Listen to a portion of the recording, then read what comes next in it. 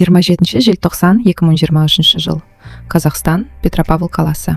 Сол кеш. Сырттай қарағанда кәдімгі қысқы кеш. Адамдар жаңа жылға дайындалып жатыр.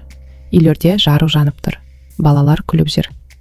Бірақ дәл сол уақытта бір үйдің ішінде Приходченко отбасының өмірі бір сәтте түбегейлі өзгерді. Бұл Вадим Приходченко. Оның әйелі Юлия Приходченко. Және олардың 17 жастағы ұлы Юрий Приходченко. Олар жай ғана отбасы емес еді. Олар бір-біріне тірек болған ең жақын адамдар еді. Бірақ сол күні оларды жай өлтірген жоқ. Бұл жоспарланған, суық қанды, қатыгез қылмыс болды. Ең ауыры Юрий сол кезде тірі болған. Оның қолын байлап тастаған, көзін жауып тастаған. Және ол бірнеше сағат бойы өз ата-анасының қалай өлтіріліп жатқанын тыңдаған. Мұндай нәрсені ақылмен қабылдау мүмкін емес. Бұл отбасының тағы бір мүшесі бар, Таня Приходченко. Сол күні ол Петропавлда емес еді. Ол Санкт-Петербургте оқып жүрген. Жаңа жылға үйіне қайтуды жоспарлаған. Сол кеште ол жай ғана ата-анасына қоңырау шалды. Кәдімгі күнделікті қоңырау. Бірақ ешкім жауап бермеді. Алғашында ол ойлады, ұйықтап қалған шығар. Өйткені ата-анасы ерте жататын. Бірақ бір нәрсе дұрыс емес еді. Хабарламалар жетті. 2 белгі тұр. Демек, телефон қосулы. Бірақ жауап жоқ. Ол қайта-қайта хабарласты. Бірақ ар жағында тек үнсіздік. Сол сәтте оның ішінде бір ауыр сезім пайда болды. Түсініксіз, салқын. Дәл бір жаман нәрсе болғандай. Келесі күні таңертең Таня тағы да хабарласты. Тағы да жауап жоқ. Қоңырау барады, бірақ ешкім көтермейді. Сол кезде ол туыстарына хабарласты. Таняның анасы Юлияның ата-анасы Тобыл қаласына тұратын. Олар бірден алаңдай бастады. Таня анасының құрбысына Петропавлдағы үйге барып қарауын өтінді. Құрбысы келді. Есік жабық. Ешкім ашпайды. Тек иттер үріп жатыр. Қатты, тоқтамай. Бұл жай үрген ит емес еді. Бұл бір нәрсені сезген қорқынышты дыбыс еді. Сол кезде туыстарының бірі қоршаудан асып өтті. Ол үйге кірді. Алдымен Юлияны көрді. Ас үйге жатты. Қанның ішінде. Ол жақындап, тексерді. Бірақ кешеді. Сосын ол Вадимді көрді. Сосын Юрийдің аяқтарын ғана көрді. Ол сол сәтті кейін былай сипаттады. Мен қалай шыққанымды да білмеймін. Бұл көрініс адамның есінде өмір бойы қалады. Сол кезде Таняға қоңырау шалды. Дауысы дірілдеп тұрды. Және сол сөздер айтылды. Таня, олар жоқ. Ешкім тірі қалған жоқ. Сол сәтте адам сенбейді. Ми қабылдамайды. Таня қайта сұрады. Қойшы, бұлай қалжыңдама. Бірақ бұл қалжың емес еді. Бұл шындық еді.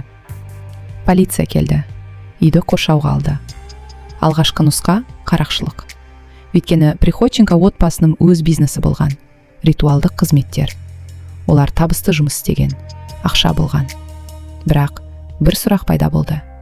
Неге соншалықты қатыгездікпен? Неге ондаған соққы? Неге тамақ кесілген? Бұл жай ұрлық емес еді. Келесі күні күдіктілер ұсталды.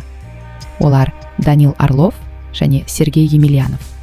Екеуі де ритуалдық бизнесте жүрген. Яғни, олар жәбірленушілері таныған. Бұл кездейсоқ емес еді. Бұл алдын ала ойластырылған қылмыс. Бұл істе тағы бір есім пайда болды. Ирина Скоробогатова. Ол да ритуалдық бизнесте.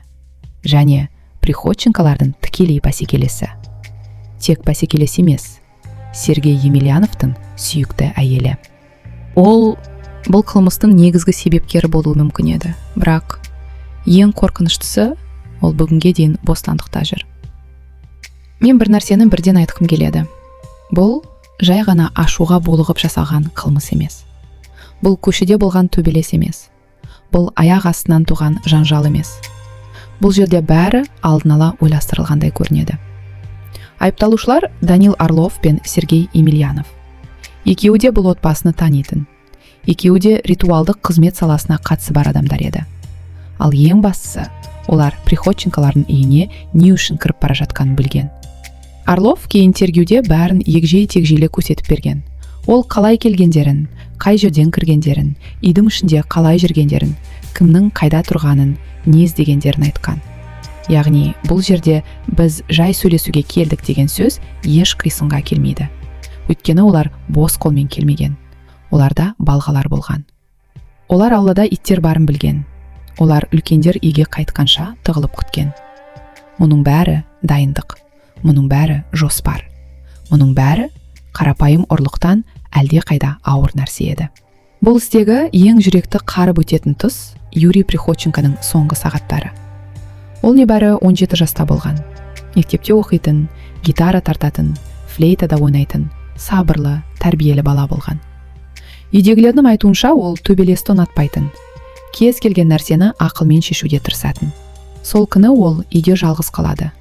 Әке-шешесі дүкенге кеткен. Кешке мектептегі мерекелік кешке дайындалуы мүмкін еді. Бірақ дәл сол сәтте үйге екі ер адам кіреді. Юрий алдымен олардан «Сіздер кімсіздер?» дегендей сұраған. Бірақ жауап орнына оған соққы жасалады. Ол аз уақытқа есінен танып қалады. Сосын қайта есін жиғанда олар тағы да сұрақ қоя бастайды. Ақша қайда? Құжаттар қайда? Ата-анасы қашан келеді? Юрий ештеңе білмеген. Ол шын мәнінде ештеңе айта алмайтын еді. Бірақ соған қарамастан оның қолын байлап, бетін жауып, ата-анасының бөлмесіне апарып тастаған. Осыдан кейін басталған нәрсе сөзбен айтып жеткізу өте қиын. Ол ештеңе көрмеген, бірақ бәрін естіген. Ал бұл кейде көруден де қорқынышты. Кешке қарай Вадим Приходченко мен Юлия Приходченко үйге қайтады. Олар қалыпты отбасы сияқты жаңа жылға керек заттарын алып келген. Кәдімгі тіршілік, кәдімгі кеш. Бірақ олар өз үйінің ішінде өлім күтіп тұрғанын білген жоқ. Орловтың көрсетуінше, сол кезде Сергей Емельянов тығылып тұрған. Қолында балға болған. Вадим үйге кіргенде бәрі бірнеше секундтың ішінде басталған. Ең сұмдығы, Вадим бір сәтте байлаулы жатқан ұлының су басын байқап қалуы мүмкін. Ол бірден соған ұмтылған болуы да мүмкін. Сол мезетте шабуыл басталады. Ал артынша үйге Юлия кіреді. Ол айқай-қайлайды, көмек сұрайды, күйеуіне жетуге тырысады. Бірақ бұл үйге кірген адамдар енді шегінетін жағдайда болмаған. Тергеу материалдары мен кейінгі сипаттамаларға қарағанда қылмыскерлер бір схема қолданған. Алдымен балғамен ұру, одан кейін пышақ қолдану. Бұл ашумен жасалған бір соққы емес. Бұл толықтай жою. Ал енді осы оқиғаның артында не тұрғанына келейік. Өйткені бұл жерде жай ұрлық емес екені бірден білінді. Вадим Приходченко мен Юлия Приходченко Петропавлда ритуалдық қызмет саласында жұмыс істеген. Олар бұл істі нөлден бастаған. Вадим ағашпен жұмыс істеп, алғашында табыттарды өзі жасаған. Юлия бизнесті жүргізуге көмектескен. Кейін бұл шағын іс үлкенірек желіге айналған. Олардың дүкендері, шеберханалары, тұрақты жұмысы болған. Бұл отбасы жай байып кеткен адамдар емес. Олар еңбегімен тұрған. Бірақ дәл сол еңбек біреудің жолына кесе көлденен тұрған. Өйткені қалада осы салада тағы бір ықпалды есім болған Ирина Скоробогатова. Ол да ритуалдық қызметпен айналысқан. Оның компаниясы ірі болған. Ол көптеген тендерлер мен табысты бағыттарды бақылап отырған. Ал кейін Приходченколар күшейе бастады. Олар сот арқылы кейбір монополиялық кедергілерді бұзды. Олар ірі тендерлерді ұта бастады. Тіпті кей тұста Иринаның табысын қатты қысқартқан. Міне, осы жерде бәсеке енді жай бәсеке болудан қалды. Бұл өшпенділікке айналды. Істегі ең маңызды желілердің бірі Сергей Емельянов пен Ирина Скоробогатованың байланысы. Сергейдің өз бизнесі өте шағын болған, ал Данил Орлов соның қол астында істеген. Санитар, қабір қазушы сияқты жұмыстарда жүрген. Бірақ Сергейдің өміріндегі басты адам Ирина еді. Ол оған ғашық болған, олар бірге тұрған.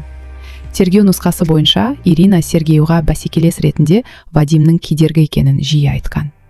Приходченко бизнестен кетсе, ақша өздеріне өтетінін түсіндірген. Айыптау актісінде де осы мағына бар. Ирина Сергейдің өзіне қатты тәуелді екенін, оны жақсы көретін пайдаланып, бәсекелеске қарсы айдап салуы мүмкін деген тұжырым айтылады. Тағы бір маңызды жайт, қылмыс жасалып жатқан кезде Ирина бірнеше рет Сергейге қоңырау шалған туралы айтылған. Дегенмен Сергейдің телефоны көлікте болған. Сол себепті бұл эпизодта күмән мен сұрақты көбейтеді. Яғни бұл жерде жай ғана ғашық еркек пен бизнеске өкпелі әйел туралы әңгіме жоқ. Бұл жерде ықпал, пайда, қызғаныш және мүдде тоғысқан. Мұндай суыққанды қылмысты жасаған адамдардың бірден ұсталып қалуы кейде тағдырдың өзі сияқты көрінеді. Қылмыстан кейін Орлов пен Емельянов үйден заттар мен кейбір құжаттарды алып шыққан. Тіпті көршілер күдіктенбесін деп марқұмдардың киімін киіп шыққаны да айтылады. Олар із жасыруға тырысқан. Қару-жарақты, киімдерді, айвақтарды жолай тастауға әрекет жасаған. Бірақ дәл сол кезде учаскелік полиция қызметкері көрші жақта болып қалады. Күдікті екі ер адам назарға ілінеді. Олардан не істеп жүрсіңдер деп сұрайды. Сонда Емельянов өзін Приходченконың жұмысшысымыз деп таныстырып, жаңа жылға сыйлық сюрприз дайындап жүргендерін айтқан. Ойлап қараш. Үйдің ішінде 3 адам қанға боялып жатыр. Ал сыртта қылмыскерлер полицейлерге ештеңе болмағандай сөйлеп тұр. Бұл хладнокровие емес. Бұл адам айтқысыз цинизм. Кейін сол күдік, сол кездесу, сол бағыт оларды тез арада қайта табуға көмектесті. Ертеңіне олар ұсталды. Тергеуде екеуі әртүрлі сөйлеген. Данил Орлов көп нәрсені көрсетіп берген. Үйдің ішіндегі қозғалысты да, соққыларды да, өздерінің қайда тұрғанын да сипаттаған. Бірақ кей тұста өзін жұмсағырақ етіп көрсетуге тырысқан. Яғни, мен ондай қатыгез емес едім, мен өлтіргім келмеді дегенге келтірген. Ал Сергей Емельянов керісінше әртүрлі нұсқа айтқан. Бірақ бәрінің түбі бір жерге тірелген. Өзін толық кінәлі етіп көрсетпеу және ең бастысы Ирина Скоробогатованы бұл іске араластырмау. Тіпті кейін сот кезінде Емельянов Орловқа жазба жіберіп, Скоробогатованы батырма, яғни бұл іске тікелей тарта берме дегенде қысым көрсеткені туралы да айтылады. Бірақ ол жазбаның өзі толық мәнінде іске тіркелмей қалған болуы мүмкін. Осы жерден бір нәрсе анық көрінеді. Емельянов үшін бұл істе өзінің ғана емес, Иринаның да тағдыры маңызды болған.